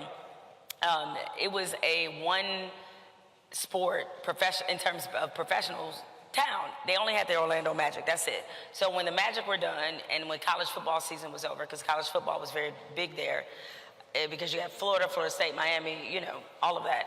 And when those seasons are done, you gotta fill news hole. And so I came up with the idea to do a series called Riding With, where very simple concept. Me, a videographer, photographer, we just get in the car with an athlete, I ask him questions, we tape it, I write up the Q&A, we done. And then do one every week in the summertime, fill in that news hole. So the first one I do is with a player named Willis McGahee, who was a star in Miami. I think Willis was a second or third round pick. He suffered a very gruesome knee injury in that Miami-Ohio State game in the national championship. Sure top 10 pick. Oh, he was before then, and then that injury happened, and he slid a little bit, but still had a productive NFL career. Willis is the first person on the slate to interview. I go down there, have a good interview, and me, I'm, despite the fact that people like to perceive me as being very serious all the time, I'm silly. And so I'm in the car with Willis. He's got a brand new BMW. And I know he's got a couple kids by a couple different women. And I asked him jokingly, what's worse, Willis, a baby mama or ex-wife, right? And now, everybody black watching the video was like, excellent question, Jemele. Yeah, exactly. I felt like I was getting to the truth of something. Willis starts going in on his baby mamas. He's like, oh, they want too much time, money. Like, he just going in. And it's funny. Everybody black watching like, we understand, Willis. They can relate. So he says all this. It runs. It goes viral. What was viral for 2006? It's like all these blogs pick it up. And I'm thinking this is great traffic for the site. But then you get a call from Karen. And then there was... There was one person who was very unhappy about this, and her name was Charlotte Hall. She was executive editor of the Orlando Sentinel at the time, and she could not believe that we put the word baby mama in print. Does she look like us? No, I'm just look, I have to ask these questions. That's true. No, she didn't look like us. Because she could be a cousin of Clarence Thomas. But go right ahead, I'm sorry. That's true. But that's a fair point, though. That's a fair point. Oh, I can be real petty. That's a fair point. So she did not look like us. She kind of looked like her husband might have been a founding father, but that's okay. But Charlotte was incensed. She had never heard of the term baby mama. And this is the mid-2000s. Karen? This is the mid-2000s. So it's very much in the lexicon of how we talk, and it's everywhere. And I said, okay. And she was like, I'm gonna put a letter in your file. I think she suspended my editor for like a day, which was crazy, just over For baby mama? For baby mama. She wasn't having it. So damn Karens. One of my bosses on the sports staff told me, he was like, listen, just make this go away. Like, I know she's overreacting, just apologize. I did not want to apologize, but I also like to eat. So I said, I will do this, but as soon as I did it, I just didn't feel good. I didn't feel right about it. And I was thinking to myself at the time, I will never again apologize for something I know I'm right about. And here's the kicker. The kicker is there was a black executive at ESPN who saw the story, because it went viral. And that same black executive, who happened to know a friend of mine, set up a meeting for me. He asked our mutual friend, which I didn't even know we had, he asked to set up a dinner meeting in Orlando, because he's like, I want to meet the young woman who wrote that, because then I was young. And so he set up the meeting. He was like, we have a sports columnist opening at ESPN.com, because there's a guy named Skip Bayless who's leaving his column writing responsibilities, and he's gonna be television just full time, that's it, and I'd love to bring in your voice. So what is the lesson in this? Is that one Karen's objection can lead to a come up, is what I'm saying. So I got the job, and baby mama is how I wound up at ESPN. So how did you leave? So it was funny because I know how. Listen, Roland, you would have been. I would have been like. Alpha. You probably would have been like, Karen, let me holler at you. it'd have been real. Oh, I know. I would have said baby mamas in the all studio. It would have been. Let's. I was like, Roland, I know how you get. You gotta understand. You would have been stepping outside this one. I resigned a job on Juneteenth and left on July 4th. Yes, I did. I was like, freedom! Why are you like this? I gotta say, why are you like this? It lined up perfect. It lined up perfectly. No, I didn't leave quite like that, but here's the funny thing. another story that I tell in there. So I go off to interview, and I believe in keeping it 100. So I told my bosses, I was like, hey, just so y'all know, I'm going off to interview at ESPN. So I go off to Bristol. While I'm there, the news breaks, and this is how I knew ESPN was a totally different world than what I was accustomed to. The news breaks on a sports media blog that I'm interviewing, that I had agreed to go to ESPN, and I was making $200,000 a year. I was like, that's news to me. Like, what is happening? Wow. While I was interviewing, that literally happened. And my manager at the time is calling me like, what is this story? And I was like, I have no idea. I don't know, I'm still Some op has leaked the story, but it is what it is. But, long story short, I did not make $200,000 a year, by the way, much less than that. But my bosses, they understood that ESPN was the current and the future. Nobody expected me to stay at the Sentinel. I don't even think I received a counter offer, because they already knew that, like, you get a chance to go to some place like that, you have to take that opportunity. Of course. Of course. Karen had to get over it. I'm sure Karen does not sweat it a day over this, but she might not. Well, actually, what I love about the book, I love you name names. You ain't use all last names. Like, what's homegirl name? What's Karen's name? Charlotte Hall. I didn't use Charlotte you put a whole government name in the book. But some other folk, you just use first name. Correct. Like when you told Henry to go F himself. I did. And so y'all gotta understand, okay, typically when you see these interviews, people literally sit there and just recite the whole book. I don't do that, because you need to buy the damn book. Okay, so you ain't gonna get no freebie, give all the good stuff away, then you don't buy the book. No, that ain't gonna happen. Y'all gotta read the story when she said that Henry can go F himself. First of all, I hollered laughing when I got to the line. I had to go back and read it 2 more times to make sure. But again, you didn't hold back on naming names. At least my next question. Walter Mosley, I interviewed him. He came into the studio when I was in Chicago, and I don't read fiction. And I was like, Walter, I ain't read your book. He's like, what? I said, I don't read fiction, dog. And he said, well, what I love about a fiction, you can actually tell the truth more with fiction than you can with nonfiction. And he said, because you could just say, it's made up, when you're really true. He did.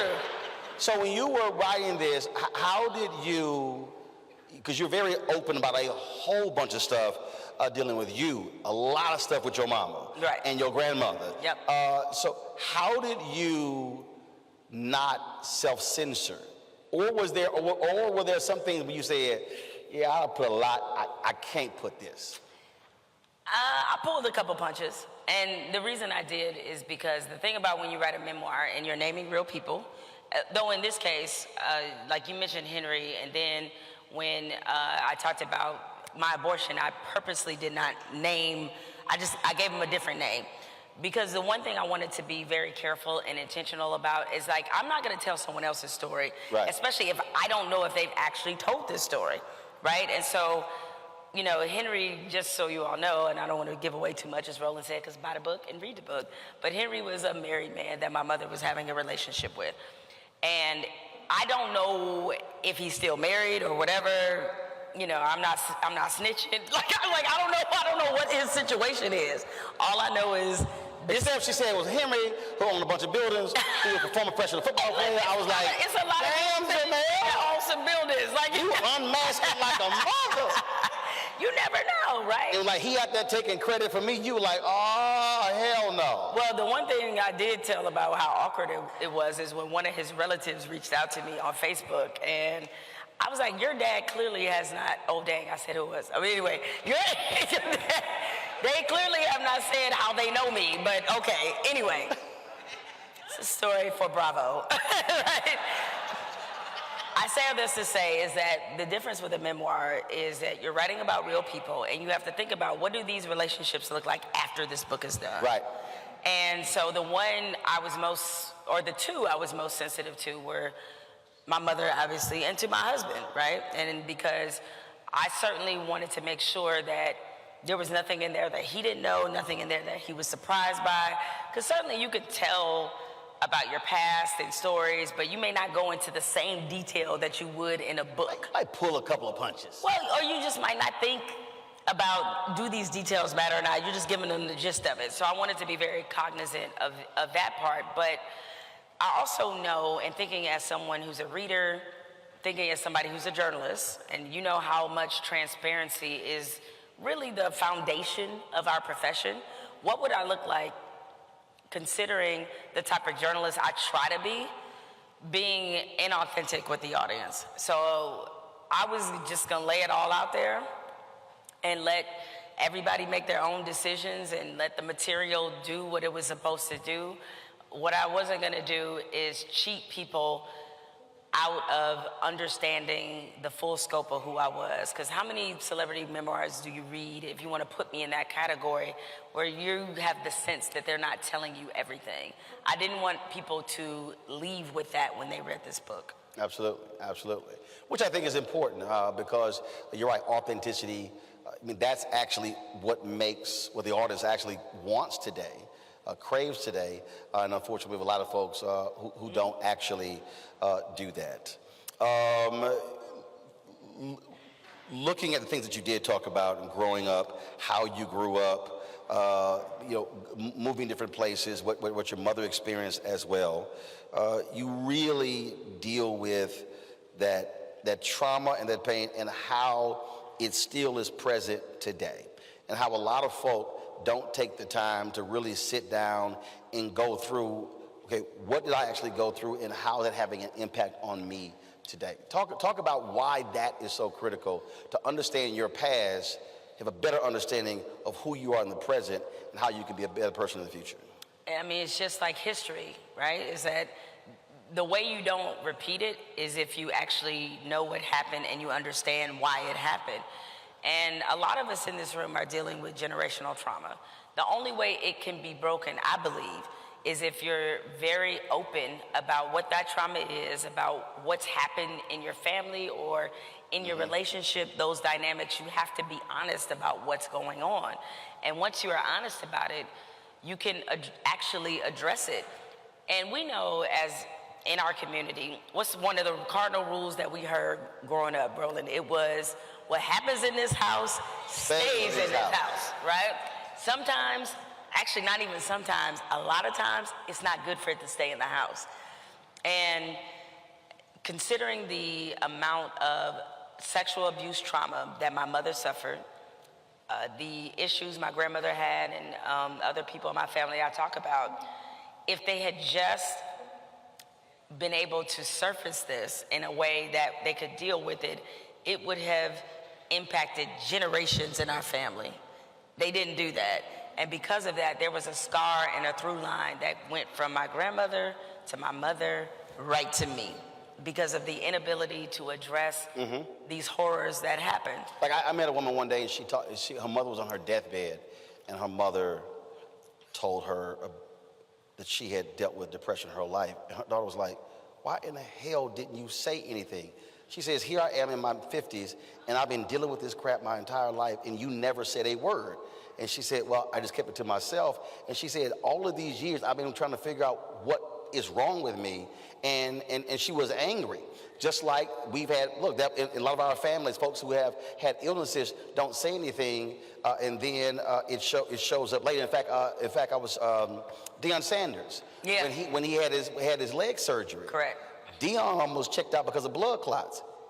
It was when his mama said, oh, well, you know, your uncle and so-and-so. He was like, how in the hell all the people in the family got blood clots and nobody said anything? I know. He said, don't y'all remember the part where they say your family history? Your family history. When you go to the doctor and say, what's your family history? Correct. For many of us, we leave it empty. Oh, no, because a lot of times some of the older people that we know, our elders, they have been through such pain, they don't like to speak to it.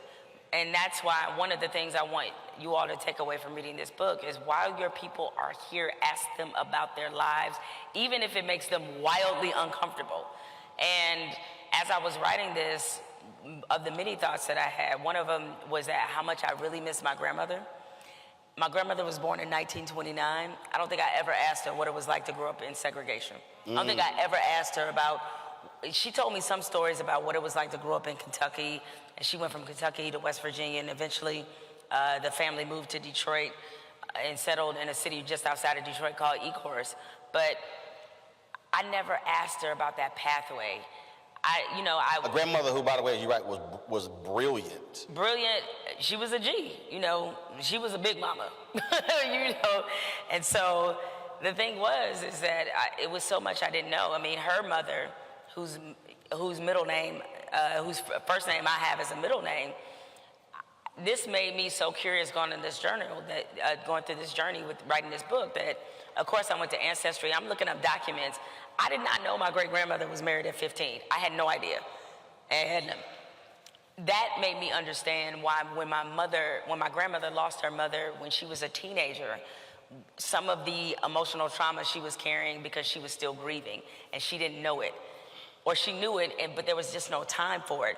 Look, resiliency, resolve, all those things are great qualities. I know when people say, especially about black women, you're a strong black woman, they mean it as a compliment. The thing is, it's also debilitating. Yep. There are some things we are just not meant to handle. Right. You know what I mean? It's just some things that we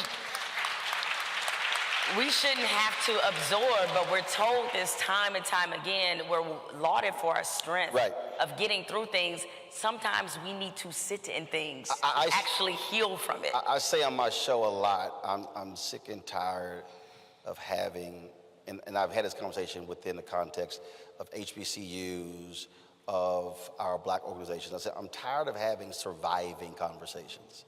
I said, I want to be having thriving conversations. And it's just like anytime you see these conversations where single mothers happens, and somebody brings it up, and then somebody invariably stands up. Now, wait a minute, my mama was a single mother, and blah, blah, blah, and then folks get defensive and like, well, no, I don't really mean that. And it happened to me once. I was like, no, we're going to stay right here. I said, first of all, ask your mama if she actually wanted to be a single mama.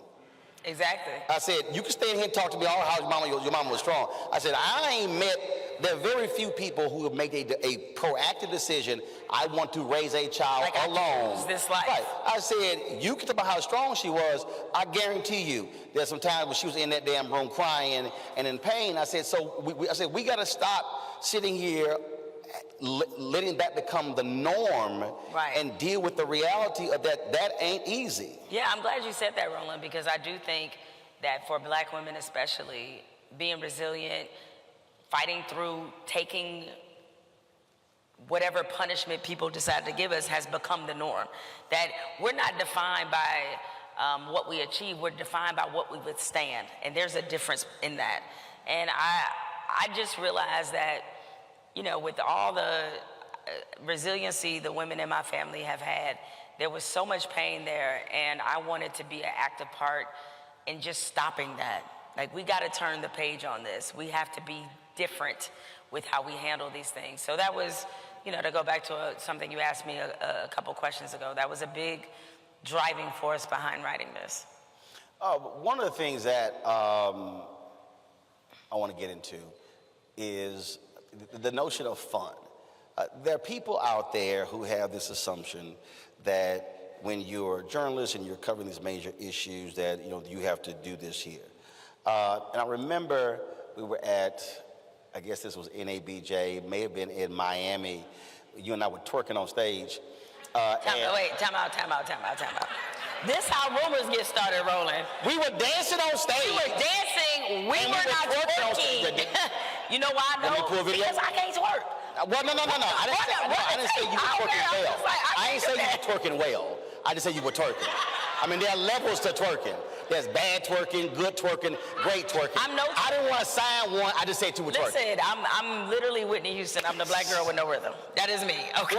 So we're sitting there dancing, and folks were sitting there tripping on social media, and I was like, yo, you do understand it's called hashtag live life, love it.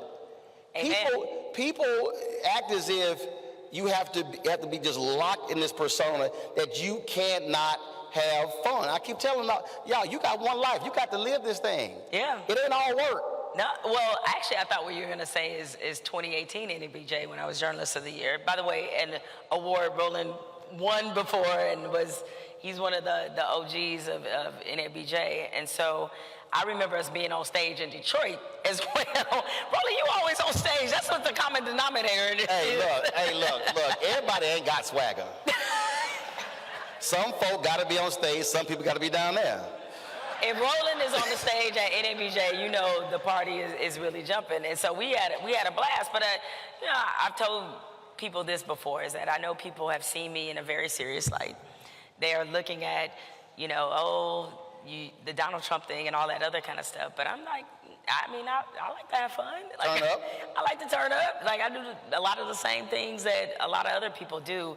But it's an important part of a release for a profession where we're constantly bombarded with sometimes the most terrifying information that we have to put into context for people. So you asked, so when I was just on your podcast, and you asked me this question, so I want you to speak to this, and that is when, in fact, it was one of the questions, too, that came here. When young journalists come up to you, and I want you to answer, you already know what my answer was on your podcast. I don't know when it's going to air, but I just went in. When young folks, young journalists come up to you and they say, Jemele, I want to do what you do. How do you respond to it? Roland, you had an amazing answer. And when they asked me that, I said, well, there's already one me. You need to be the best you. You don't need, and sometimes what happens too is that young journalists, understandably so, they're impressed by the platform you have, by the spotlight you've been able to get, and that's, you know, part of the journey. But I also tell them that, you know, I love this job now just as much as I did when I was working for the Lansing State Journal and making $30 per story. Like, that's what it is. It's like, if you are only in journalism, especially for the things it can give you, you're going to be heartbroken fast. Yeah, you ain't going to, that's not going to work. That was a Kobe Bryant video that was posted recently, I reposted it, where he talked about love. He said, it's the love of basketball. He said, when you love basketball, he said, that's the driving piece. And that's it. Say, you know, people come up to me and say, man, I see you, you packing gear? And I'm like, yeah, because we got to get the hell out of here. If I help pack, we can move out faster, but also I own it. Yeah.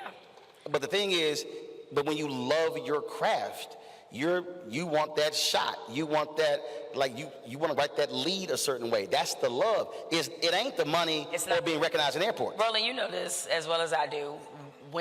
Think about it, when you were first getting into journalism, what did you hear about the salaries that journalists made? Oh, they said point blank, you're going to be making $12,000, $14,000. It was $19,000 when I graduated. When you graduated? In '97. All right, you graduated in '97. It was $19,000. I graduated in 1991. They, Austin American Statesman, offered me $20,100. I told them, no, y'all got to pay me at least $2 grand more. $2 grand. And I did. Fought for that $2 grand. And they were like, and in fact, the interesting thing is, so Knight Ridder, of course, one of the big chains, Vice President Bill Baker was a great guy. He said, I really think you're going to work for our paper in Brayton in Florida. And I was like, what's your circulation? And I knew the moment he said the circulation, that was right there about 14, 15. I said, Bill, that paper too small. And he was like, I'm sorry, we're too small. I said, yeah, Bill, my skill set, that's for somebody who ain't got my skills. No, because because that's going to lead to my next question, which is understanding your value. Correct. So. And when I got promoted 3 times in the first 18 months and went from 20,000 to 34,000, I said, Bill, I tried to tell you that was too damn small. But you know and he said, respect. You know what, Roland, I had a similar story that I discuss obviously in the book is so the News and Observer in Raleigh was my last internship. And I went there because they had this track record of hiring interns. And it was another writer on staff who was in sports. He was like, yeah, they kept me as an intern for 11 months. I was like, 11 months? I was like, oh, hell no. I was like, I am not about to be this 11-month intern. Because they can keep you at an intern salary, which I believe was $419 a week. And I was like, I can't do that. But you said you couldn't do it because you knew what your skill set was. Correct. And all the work you put in. Yes. It wasn't like you were just saying that and you were a scrub. No, and I wasn't going to have the I'm just happy to be in the building mentality. Right. I said, okay, what will force their hand? So they extended my internship as I expected. And when they extended it, I said, cool, I know I'm going to be here another 3 months. I'm going to find another job. So I started sending my clips out to everywhere else. The Savannah Morning News, they had an opening at their paper, and it was paying more than what I was making at that point. I went down there, I interviewed, really liked the people there. I was like, oh yeah, I could live here, because if I'm gonna go chase a job, I'm gonna chase one that if it all goes to hell in negotiation, I'm going to take the job. They sent in the offer. I came back to Raleigh and I said, hey, they offering me this. Y'all are still at this $21,000 a year range. And they were like, oh, they were totally shocked that I did that. And so then they came back. Then the Savannah Morning News came back. And next thing you know, much like you, I did all that. You were like, what you got? What you got? Oh, you got this? And much like that, I did all that for an additional $3,500 in my salary. Hey, but $3,500 it came in handy. But the whole point was, it was about setting a tone. Right. Right? To let them know that you just can't do me any kind of way. I know my value. I know my worth. I have a different kind of skill set. And I'm sure, I thank the dude that told me that he got 11 months. I was like, man, you changed my whole perspective with that. And the other thing that happened that was very critical in that time, speaking of negotiating power, but not just knowing your worth, you also have to know your development as well. As I mentioned to y'all, Sports Illustrated was my dream job. So after I got in the job, and I'm a few months into this thing, Sports Illustrated comes calling, because there was a friend I had established while I was on the road in terms of like covering women's basketball and this stuff. She saw my clip packet, because what happens is when it's the NCAA tournament, all the PR people for the schools in the tournament, they put out a huge clip packet, because if you go to a tournament, it might be 2 or 3 teams there that you've never seen play. So they put out this enormous clip packet for journalists so they can read the stories that have been written about the team all season. Some of my stories were in there that were written about a team that was, really ascending. It was the North Carolina women's basketball team. She took that, she saw those clips, loved them, and sent them to an editor at Sports Illustrated, because she worked for Sports Illustrated, and she was covering women's college basketball. Sports Illustrated called me. They had an opening to be a writer-reporter in New York working for Sports Illustrated. Now, I know this job sounds very glamorous, but here were the details of this job is that essentially you fact-check the articles that are in Sports Illustrated. And if you are if you are motivated enough, if you are driven enough, and you pitch some stories and they decide to run it, and you can report on it, maybe that could happen. So I'm looking, I've been reading Sports Illustrated for years, and I know none of those writers came from the writer-reporter track, and I'm like, okay, well, I'll go to New York. I had never been to New York City. They put me up, it's great, and I get the job. They offer me the job at the end of the interview. And the interview, I think the job was paying $42,000 a year to live in New York City. So basically, I would have been sleeping on the subway. Unless I wanted a apartment with 12 roommates, right? I was like, what? That math ain't mathin'. But it was Sports Illustrated. This is my dream job. And, I thought about it. I said, okay, let me think about it. Let me figure out what I want to do. And I'm like, let me get this straight. I'm writing basically every day at the News and Observer. I've already won the State Press Association Award for Best Sports Feature for a story I did on the Citadel's first female athlete. I am able to pretty much write what I want and whenever I want. And I have to go to Sports Illustrated. To get to Sports Illustrated, I have to fact check somebody else's stories that aren't mine. And maybe if I'm lucky, if the leprechaun is shining on me in the right way, I might get a byline in Sports Illustrated at some point. And I said, can't do it. Right. Cannot do it. And so I told So you weren't all focused on, but Sports Illustrated. No, because you mentioned about younger journalists, a lot of younger journalists, and I would just say young people in period, regardless of industry, you all think bigger is always better. Nope. If they're not going to develop you, if what you want to do there, if you look and see who does those same things, and none of them are in the position they're trying to bring you in on, maybe you need to rethink something else. Because at ESPN, for example, there was a lot of production assistants that were really unhappy because they wanted to be on air, go somewhere making $10,000 to be on air every day, because guess what? Nobody on air right now was a production assistant. They all came from somebody else. Hello. Right? They all came from someplace else. So like you're just setting yourself up to fail. So I was not going to be the person up at Sports Illustrated, not writing, fact-checking, just to say I was at Sports Illustrated. So I turned him down and I told him that, and I'll never forget the editor in charge of these positions told me, he said, I actually think that was a good decision. He said, we can afford you now. I have a feeling we will not be able to afford you later. And you say you had to bounce. And I was like, nah. So I stayed in Raleigh, and then my next job at the Free Press, I got a $25,000 pay raise. It was everything. To live in Lansing, Michigan, you know what I'm saying? I was like, that cost of living was in there. You were balling. I was balling. I do love being petty. Oh, here we go. No. I love when there's somebody in your past who said you would not accomplish certain things, you wouldn't go so many places. You know, and I have no problem reminding those folks of that. I mean, I did hit a couple of people when I got into the NABJ Hall of Fame in December, and then Saturday when I go into the Side Professional Journalist Hall of Fame, I've hit some folk like... Remember when you said... No, I'm being real petty.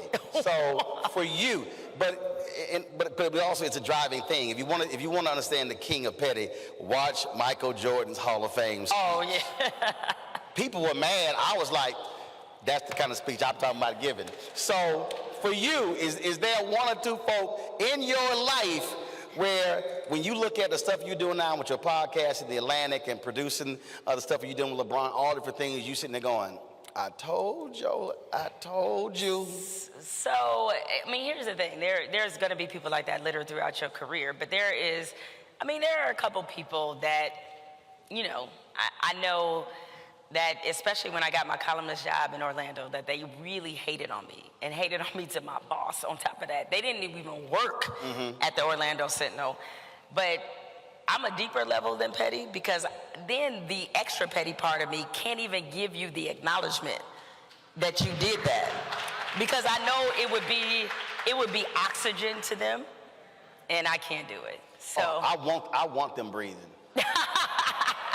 You're like, I want them breathing the hate. I want them breathing. I was like, I can't do it though, Roland. It's like, my spirit will never let me platform somebody who just ain't important to me. They're just not important. Oh no, they're not important. Yeah. You know, I'm gonna tell you off air. When I tell you off air who it is, see, you gonna fall out.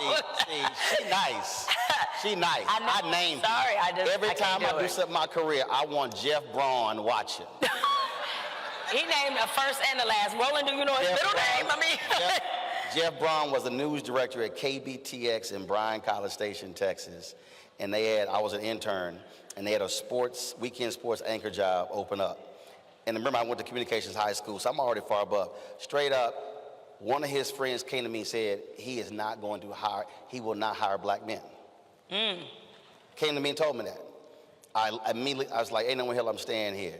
And as a matter of fact, when I was on the team covering the Republican National Convention, the Austin American Statesman, was only out of college 7 months, I ran into him. Like, what up, Jeff? Oh, bro, what are you doing here? Covering the Republican National Convention. Just graduated. So every time something happens, Jeff Braun. B-R-A-U-N. And then give the spelling. Working in Dallas. But do know this, see, though, you Roland. put first names. When Roland writing this memoir, I'm putting middle names, last names, date of birth. This the address, this way you can find them. But here's the thing.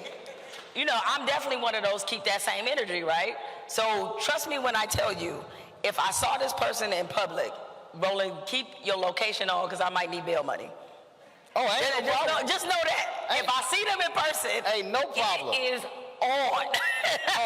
Like, I'm waiting for the confrontation. Got to text me. I'm going to text you. I'll be like, Roland, it's about to go down. Have your TMZ. wallet. Follow Jemele at all times. I'll do a special from jail for Roland Martin Unfiltered. Oh, absolutely. Don't worry about it. I know enough attorney generals and DAs. You ain't going to be spending no time in jail. So your people got to have your back. That's it. Unfortunately, y'all, all they gave us was an hour. Time is up. You should get Jemele Hill's book, Uphill. It's absolutely a fascinating book. It is an easy read. And let me say, now some of y'all might, oh my, easy read means in our business, writing is about rhythm. And when you read, you should be thinking the same way with music. So when you're reading a book, it's just flowing. So you can just go from one page to the next. You can knock it out in 2 or 3 days because it flows like that. And so other books like Staccato, you like, this is giving me a headache. I read a Peggy Noonan book. It took me about 3 years to finish that book. And by the way, I would say the same about Roland's book, Wife Here, because when I had you on the podcast, I mean, I probably read that in maybe 2.5 days. Like, it was a very good read, very to the point, and most importantly now, as we are thinking about pretty much our democracy dying right in front of us, it's a very important and crucial Absolutely, and so I want to give your book a shout out too. So I'm just saying, you know, Pratt, y'all can call a brother back to come back. Eddie, I mean, you got a lip pull. I'm just saying, Eddie, it's your lecture series. You gave him the money. Eddie. Oh, I ain't got a problem. Just go ahead and put it out there. I think the audience has figured it out. Yeah, I think we figured it out there. So, all right, y'all, that is it. Put your hands together for Jemele Hill. Thank you. You a fool, Roland. And of course, we were live streaming this on the Black Star Network. So all the folks who are watching the network, we appreciate it. Y'all get the book as well. Available at all bookstores.